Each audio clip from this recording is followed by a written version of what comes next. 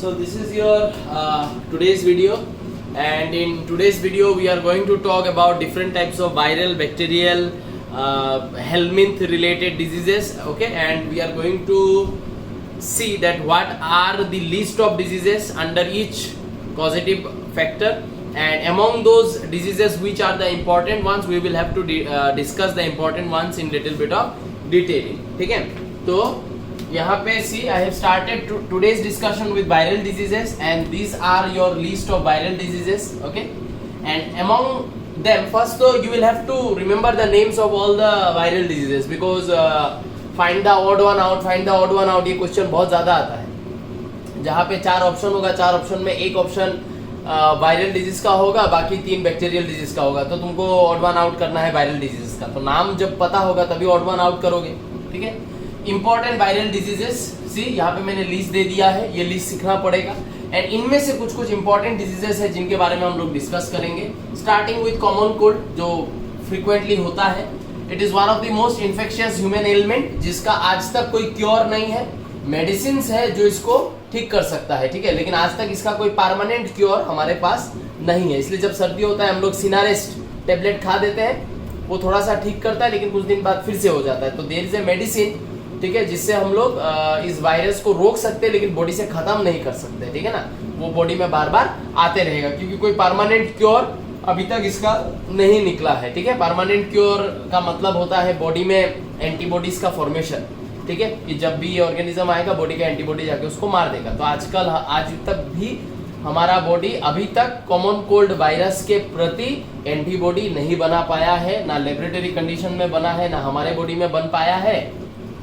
तो हम लोग कुछ मेडिसिन डिस्कवर किए हैं जो मेडिसिन इस वायरसेस को मार देता है, या वो मेडिसिन जो इस वायरसेस को एलिमिनेट कर देगा, या वो एलिमिनेट करेगा लेकिन वापस आ जाएगा. लेकिन बॉडी में अगर एंटीबॉडी बन जाता है तो वापस आने से बॉडी खुद क्योर कर लेगा अपने आप को, लेकिन एंटीबॉडी अभी तक बनने लायक कोई भी फैसिलिटी डेवलप नहीं हुआ है. So it is one of the most infectious human element caused by rhino virus. तो ये याद रखना, common cold is caused bye rhino virus. It infects the nose and respiratory passages. That means ये तुम्हारा tonsil कर सकता है, ठीक है, ये तुम्हारा फेरिंग्स में पेन कर सकता है, नोज में तो इन्फेक्शन करके वो नोज में बहुत ज्यादा म्यूकस सिक्रेशन, सर्दी करवा सकता है. लेकिन इस वायरस का लंग्स के साथ कोई लेना देना नहीं है. ठीक है ना, मतलब लंग्स को डायरेक्टली इसका कोई इन्फेक्शन लंग्स तक नहीं जाता है. इसका जो भी इन्फेक्शन होता है वो नोज या रेस्पिरेटरी पैसेजेस में होता है, but not in the lungs. Okay, characterised by nasal congestion and discharge. नाक बंद हो जाएगा, नाक से पानी निकलते रहेगा. सोर थ्रोट, ठीक है ना, दैट मींस गले में pain, cough, headache etcetera, which usually last for 3 to 7 days.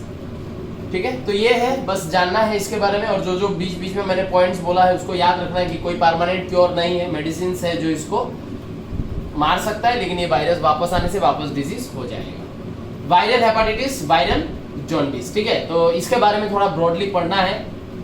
It is the most important form of hepatitis which is caused by different form of hepatitis virus. तो different form of hepatitis virus क्या है? अब ये मिटा के मैं 5 table बनाऊंगा, और उस 5 टेबल में हम लोग को 5 टाइप्स ऑफ हेपेटाइटिस वायरस मिलेगा, A B C D E like that. ठीक है, हेपेटाइटिस वायरस A, ठीक है, तो इस तरीके का हम लोग को 5 टाइप्स मिलेगा.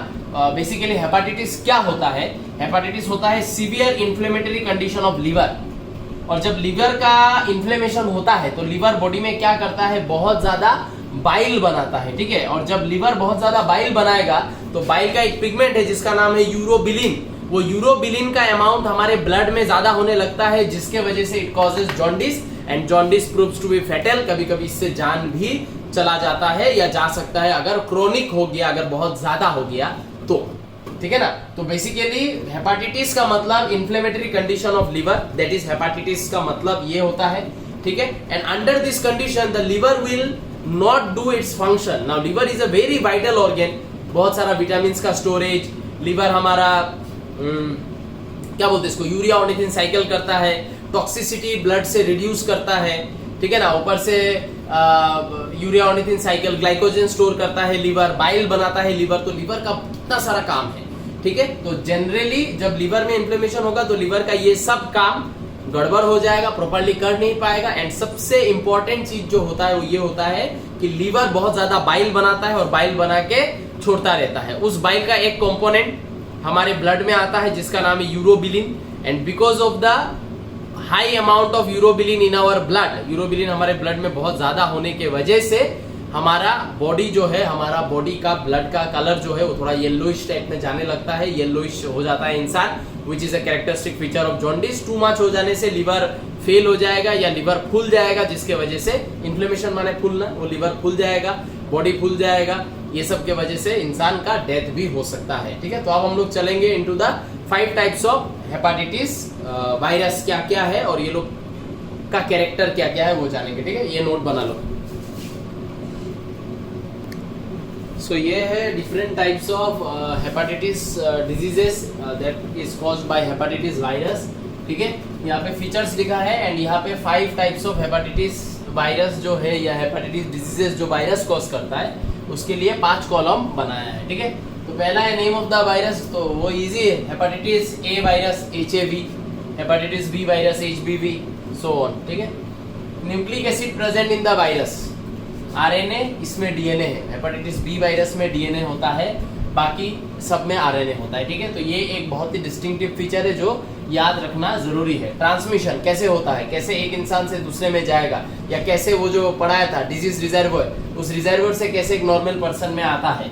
फीकल ऑरल, दैट मीन्स कि किसी के बॉडी में वो ये वायरस है तो उसके बॉडी से फीकल मैटर के साथ ये वायरस निकल जाएगा, फिर कोई हाउस फ्लाई जाके फीकल मैटर में बैठा, वहां से इस वायरस को उठा के ले आके क्या कर दिया, हमारे खाने में रख दिया, तो हमने वो खा लिया, तो हमारे डाइजेस्टिव ट्रैक्ट के थ्रू ये वायरस वापस हमारे बॉडी में घुस जाएगा। दैट मीन्स इस वायरस का जो ट्रांसमिशन है, this is related with what, it is related with contaminated food and water, contaminated food and water के थ्रू, ठीक है, ये स्प्रेड हो सकता है।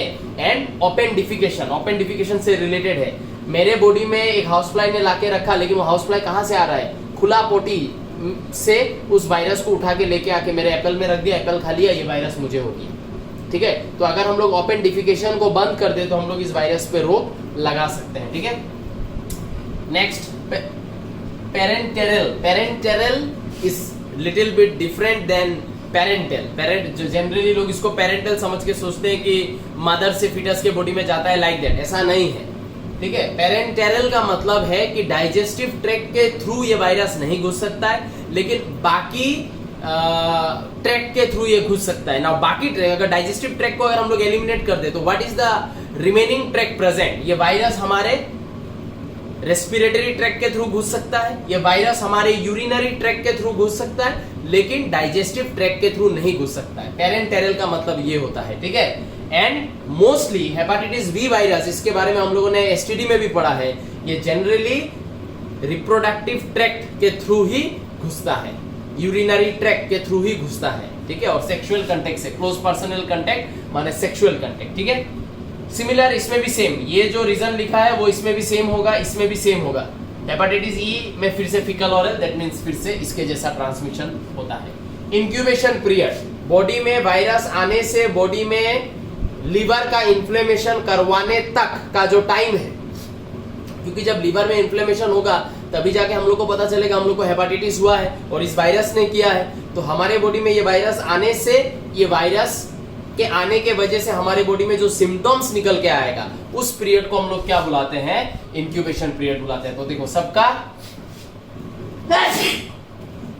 अलग अलग अलग अलग है। ठीक है, क्रोनिक हेपाटाइटिस, दैट मीन्स कि लीवर का इन्फ्लेमेशन को इतना ज्यादा कर दिया है कि लीवर फूल गया है, या लीवर का फंक्शन पूरा मतलब प्रॉब्लमेटिक हो गया है, जिसके वजह से डेथ भी हो सकता है। तो क्रोनिक हेपाटाइटिस, हेपाटाइटिस ए में नन, मतलब इतना ज्यादा ये प्रॉब्लम क्रिएट नहीं करेगा। इसमें भी नन है, ए और ई में नन है, मतलब ये सब वायरस तो है लेकिन इतना पोटेंट, इतना पावरफुल वायरस नहीं है कि लीवर को पूरा डैमेज कर दे।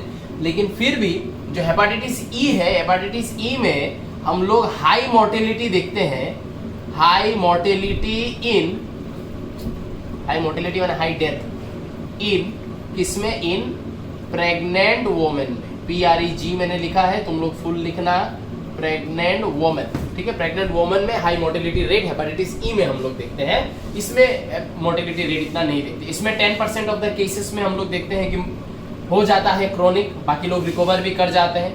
40 to 60% cases in case of C, ठीक है, तो सी होने से बहुत जल्दी ट्रीटमेंट करना पड़ेगा। 10 to 40% in case of D. अभी अच्छा, इसमें एक और चीज बोलना है, वो मैं बोलूंगा। हेपाटोसेलुलर कार्सिनोमा माने यहाँ पे हम लोग किसके बारे में बात कर रहे हैं? यहाँ पे हम लोग बात कर रहे हैं लिवर कैंसर के बारे में। हेपाटोसेलुलर, हेपाटो माने क्या? लिवर, सेलुलर माने लिवर का सेल का कार्सिनोमा, कार्सिनोमा माने कैंसर। तो लिवर का सेल का कैंसर माने लिवर कैंसर। ये लोग हमारे बॉडी में आने से कौन कौन लिवर कैंसर कॉज कर सकता है? ये नहीं करता है, इसका अननोन है। ये रेयरली कॉज करता है, ये दोनों लेकिन लिवर कैंसर पूरा का पूरा कॉज करने का कैपेबिलिटी रखता है। तो हेपाटाइटिस सी जो है ये बहुत ही होने से ये बहुत ही ज़्यादा फास्ट एक्शन करता है, इन्फ्लेमेशन ऑफ द लिवर को बढ़ा देता है, कैंसर भी कॉज कर देता है और डेथ रेट भी इसका बहुत ज़्यादा है। ठीक है, अच्छा ठीक है। तो बाकी हम लोगों ने ए पढ़ लिया, ये सब पढ़ लिया है। अभी मैं तो एक पॉइंट बोलने वाला हूँ, वो पॉइंट तुम लोग इस टेबल के नीचे लिख के रख सकते हो।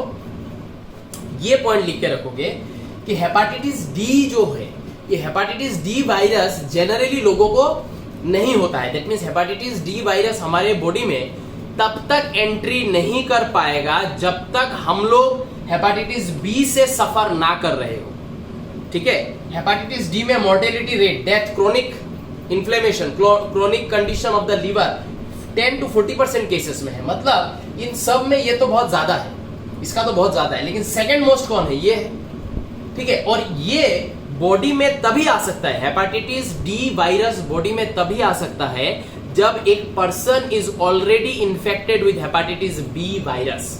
ठीक है, एंड सेक्सुअली ट्रांसमिटेड डिजीजेस में हेपाटाइटिस बी वायरस बहुत ज्यादा हाईली ट्रांसमिसिबल डिजीज है।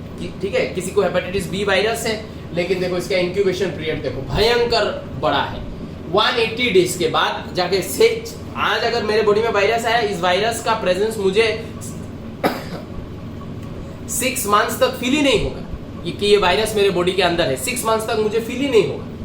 ठीक है ना, तो ये 6 मंथ्स में अगर मैं किसी के कांटेक्ट में आऊं, किसी के साथ में कोई टच करूं, तो मेरे बॉडी से उस इंसान के बॉडी में चला जाएगा, और जब मेरे बॉडी से उस इंसान के बॉडी में जाएगा, उसके बाद the body becomes open for home hepatitis D virus. और hepatitis D is highly chronic. Hepatitis D body में आके वो क्या करेगा? तुरंत लिवर को इन्फेक्ट करना शुरू करेगा और प्रॉब्लम्स क्रिएट करना चालू कर देगा। तो ये पॉइंट तुम लोग इसके नीचे लिख के रख सकते हो कि when a person is already infected with hepatitis B virus that acts as an helper to hepatitis D virus, hepatitis D virus therefore can come in the body and it can cause chronic inflammation of the liver which is fatal. Fatal क्यों? क्योंकि इसमें mortality rate बहुत ज्यादा है, बहुत लोग मरते हैं इसमें।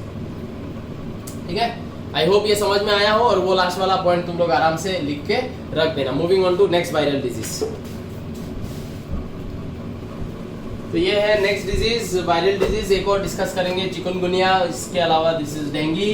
डेंगी में होता है dengue fever. It is caused by RNA containing आर्बोवायरस।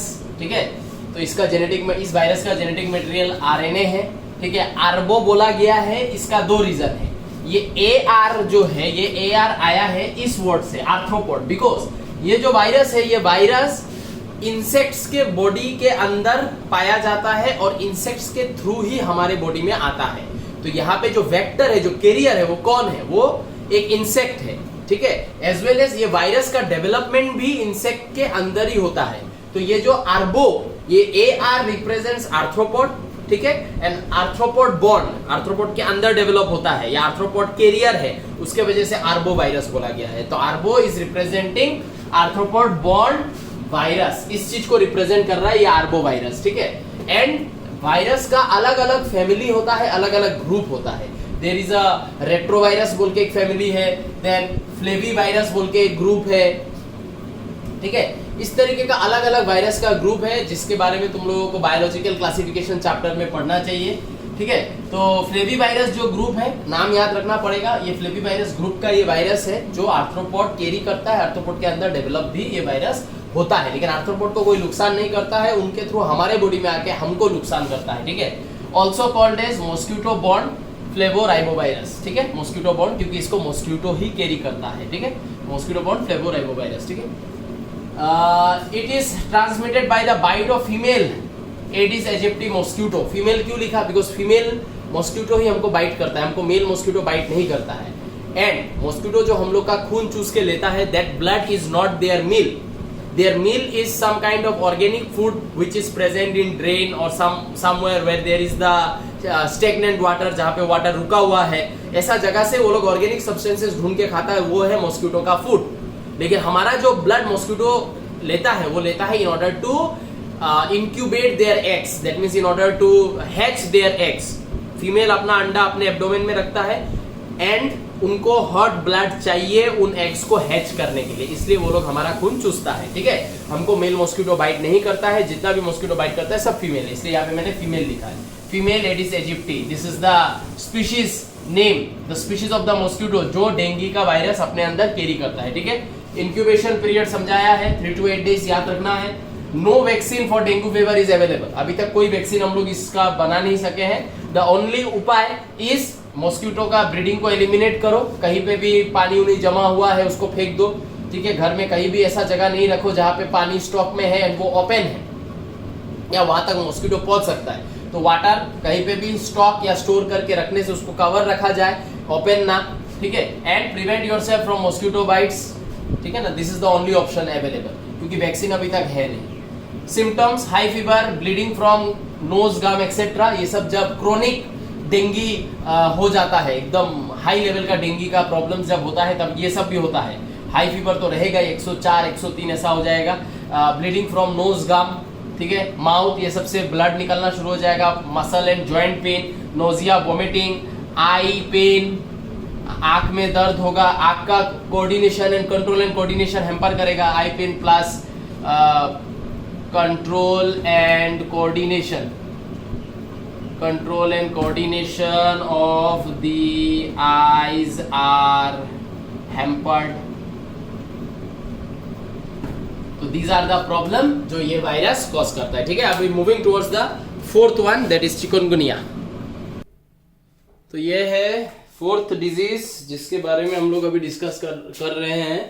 Chikungunya caused by chikungunya virus. The virus was first isolated from human patients and a mosquito also from Tanzania in, ये किसी में 1952 है, 1953 है, तो we will consider somewhere in between 1952 and 1953 this virus was discovered for the first time. ठीक है, symptoms, sudden onset of fever, अचानक बुखार आ जाएगा और बहुत तेज.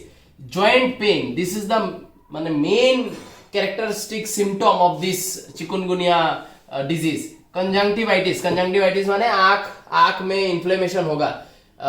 कंजंक्टिवा है हमारा जो हमारा आईलिड है, आईलिड का इनर मेम्ब्रेन जो होता है, बचपन में ऐसे करके उल्टा कर देने से एक पिंक कलर का मेम्ब्रेन दिखाई देता है कि नहीं आईलिड के अंदर, उसमें infection, that is called conjunctivitis. ठीक है, तो ये सब होगा.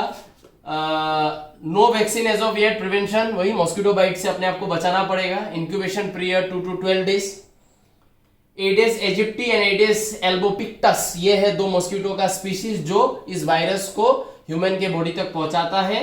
और ये जो वर्ड है chikungunya, it derive from a Makonde language, ये अफ्रीका का एक लैंग्वेज है, व्हिच मींस कि बैंड्स अप. दैट मींस जब भी ये चिकुनगुनिया होगा तो जॉइंट में सीवियर पेन होगा, तो लोगों का जो बॉडी का पोस्चर है वो डिस्टॉर्टेड हो जाएगा. दैट मींस वो नॉर्मल नहीं रहेगा, वो बैंड हो जाएगा, कुछ हो जाएगा, डिस्टॉर्टेड पोस्चर हो जाएगा.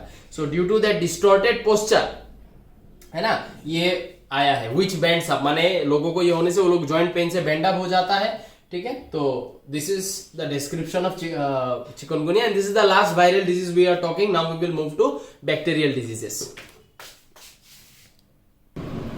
सो यहाँ पे अभी हम लोग डिस्कस कर रहे हैं बैक्टीरियल डिजीजेस. ठीक है, तुम लोग एक काम करना, वायरल डिजीजेस का जहाँ पे तुम लोग का लिखना खत्म होगा, लास्ट जो समझा चिकनगुनिया, उसके बाद यू लीव सम स्पेसेस. आज का वीडियो के साथ मैं कुछ अटैचमेंट्स भी जोड़ूंगा, वो अटैचमेंट वायरल डिजीजेस के बाद वहां पे लिखना पड़ेगा. लिख के you will start this and then अभी बैक्टीरियल अभी जो समझाऊंगा उसके बाद then again you will have to add one table, वो भी मैं अटैचमेंट में डाल दूंगा. उस टेबल में बेसिकली क्या मिलेगा, ये जो मैंने यहाँ पे बैक्टीरियल डिजीजेस का नाम बहुत सारा लिख दिया है, इन सब डिजीजेस का पॉजिटिव ऑर्गेनिजम्स का नाम मिल जाएगा, क्योंकि हर डिजीज को इतना डिटेलिंग में पढ़ना जरूरी नहीं है. जो इंपॉर्टेंट है मैं सिर्फ वही पढ़ा रहा हूँ, लेकिन जो बाकी डिजीजेस है उनका एटलीस्ट पॉजिटिव ऑर्गेनिज्म का नाम याद रखना बहुत इंपॉर्टेंट है, क्योंकि क्वेश्चंस एंट्रेंसेस में डायरेक्ट क्वेश्चन भी कभी पूछता है कि इस डिजीज का पॉजिटिव ऑर्गेनिज्म का नाम क्या है, डायरेक्ट क्वेश्चन.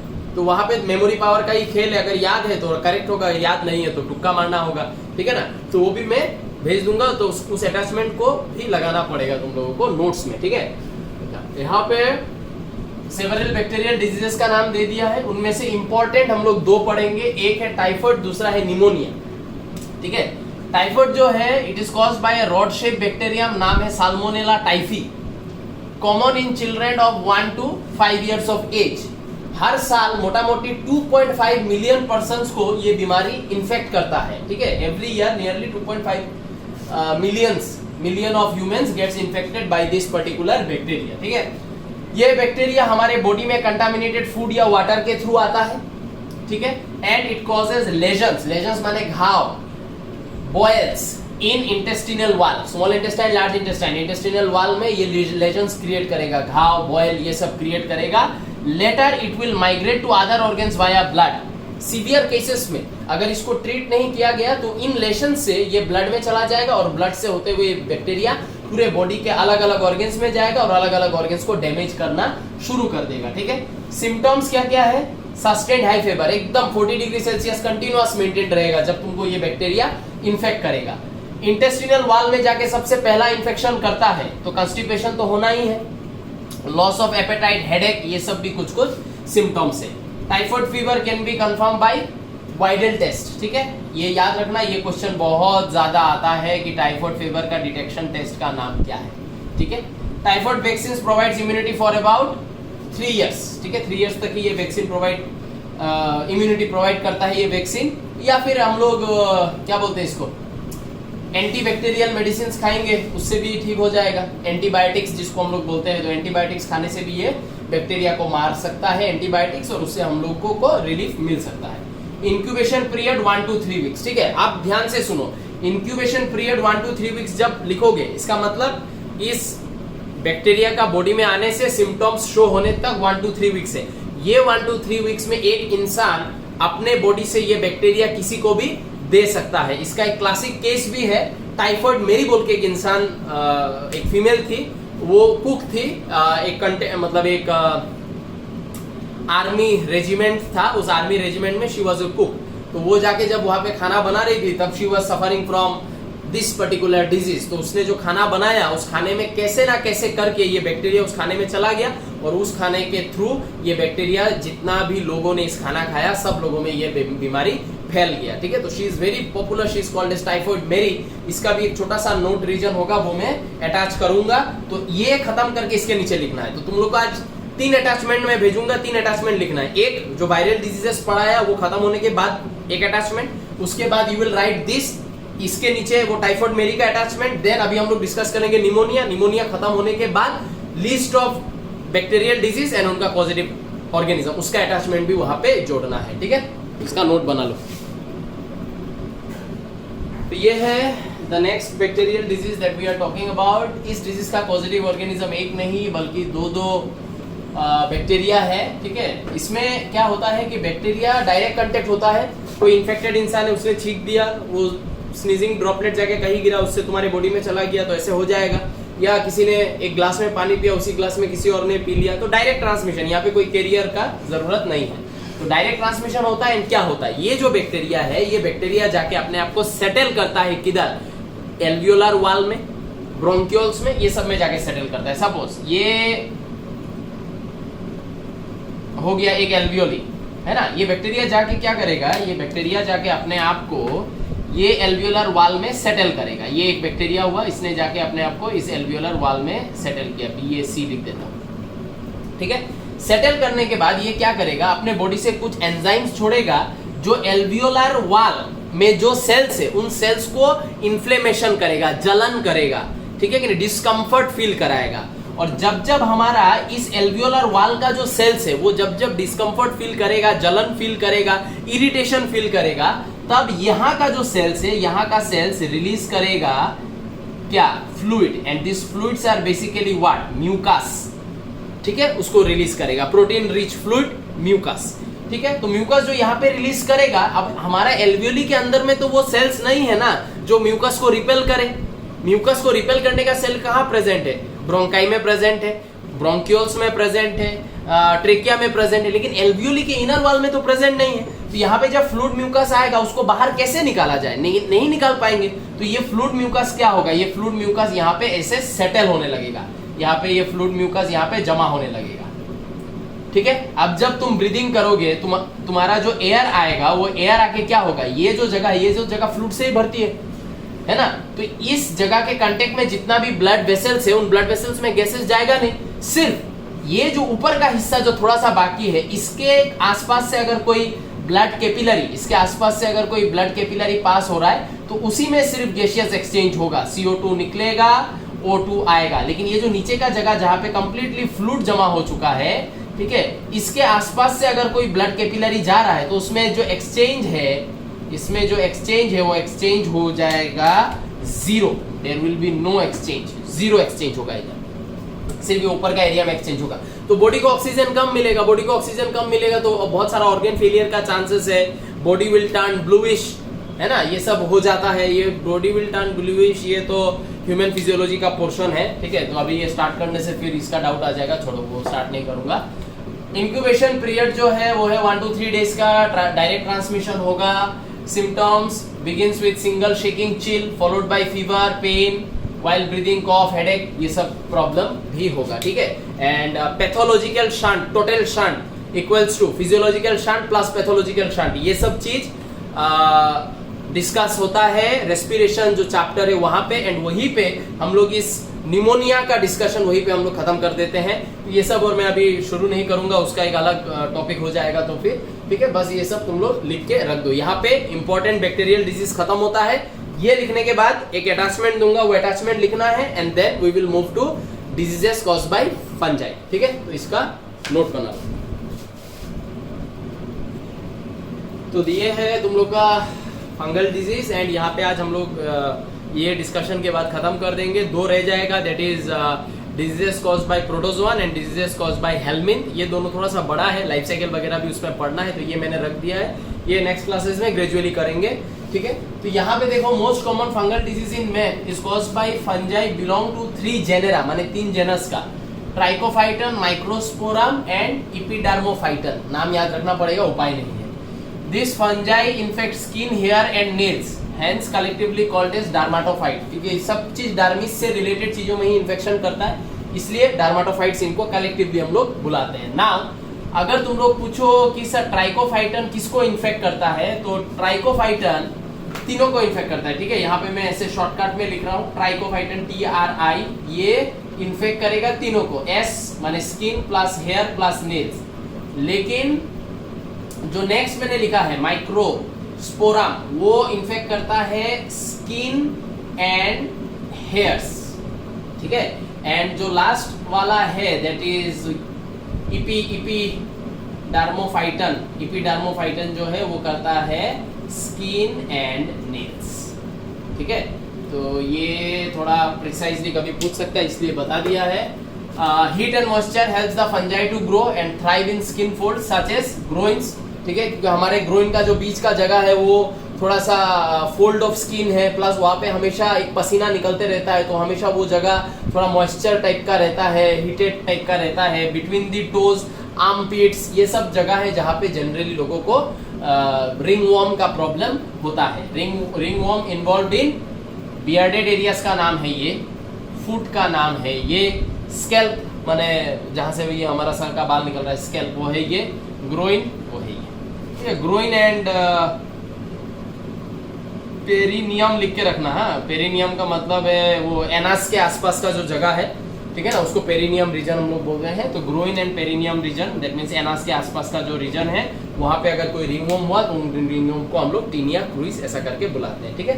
तो इसका तुम लोग अच्छे से अभी नोट बना लो। आज का लेक्चर मैं यहीं पे खत्म करता हूँ। नेक्स्ट क्लास में हम लोग डिजीजेस कॉज्ड बाय हेलमिंथ से स्टार्ट करेंगे एंड देन प्रोटोजोआ में जाएंगे, एंड वहाँ पे हम लोग को 2 लाइफ साइकिल पढ़ना है। एक है malaria causing organism plasmodium vivax, दूसरा है dysentery, amoebic dysentery causing organism entamoeba histolytica, ठीक है। ये नोट बना लो, आज के लिए काफी है। Bye bye.